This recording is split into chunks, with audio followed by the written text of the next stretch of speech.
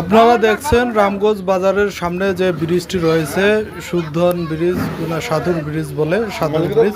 এই সাধুর ব্রিজের নিচে যে সোরাটি রয়েছে এই সোরার মধ্যে একটি সাদা বস্তার ভিতরে এটি কি অনেকেই বলতেছেন মানুষ, আবার অনেকেই বলতেছেন গরু ছাগল। তবে যারা যারা গরু ছাগল বলতেছেন তারা আবার বলতেছেন গরু ছাগলকে কেন এভাবে বস্তায় ফেলে রাখবে, অনেকেই তো পুঁতে রাখতো। তবে অনেকেই মানুষই মনে করতেছেন যে মানুষকে এভাবে মুড়ি দিয়ে বস্তায় মুড়ি দিয়ে ফেলে রাখছে।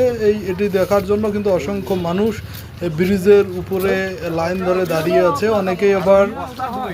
অনেকেই আবার ওটিকে নিশ্চিত করার জন্য লাঠি দিয়ে দেখতেছেন।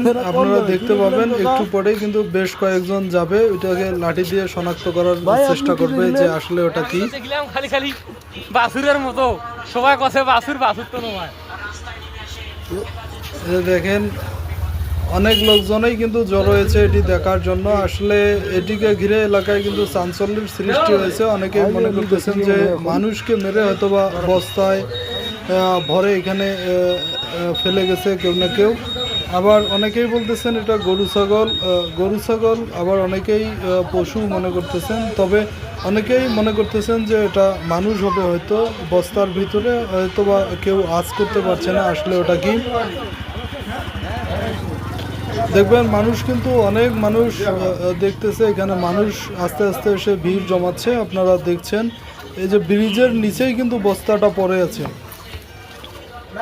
ব্রিজের নিচে বস্তাটা পড়ে আছে। অসংখ্য মানুষ একটু পরেই দেখবেন যে বেশ কয়েকজন মানুষ এসে এটাকে শনাক্ত করার চেষ্টা করবে। তবে যারাই দেখেছেন তারাই বলছেন যে এটা হয়তো মানুষ হবে, কেউ না কেউ ফেলছে। এই যে দেখতেছেন কয়েকজন মানুষ এটিকে দেখার জন্য নিচে নামতেছে, এই যে নিচে নামতেছে মানুষ এটিকে দেখার জন্য। আপনারা দেখছেন অনেকেই বলতেছে এই বস্তার ভিতরে হয়তো মানুষ দীর্ঘদিন পড়ে থাকার কারণে দুর্গন্ধ বের হয়েছে। অনেক মানুষ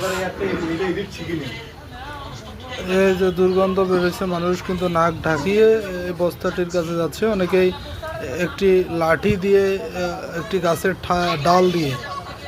ডাল দিয়ে ভিতরে দেখার চেষ্টা করবে। তবে একজন প্রত্যক্ষদর্শী বলেছেন যে লাঠি সরানোর পর দেখছে। অনেকেই বলতেছেন যে মানুষকে বেঁধে ভিতরে রেখেছে, আবার কেউ কেউ বলতেছে যে এটা একটি পশু হবে। তবে শেষ না দেখা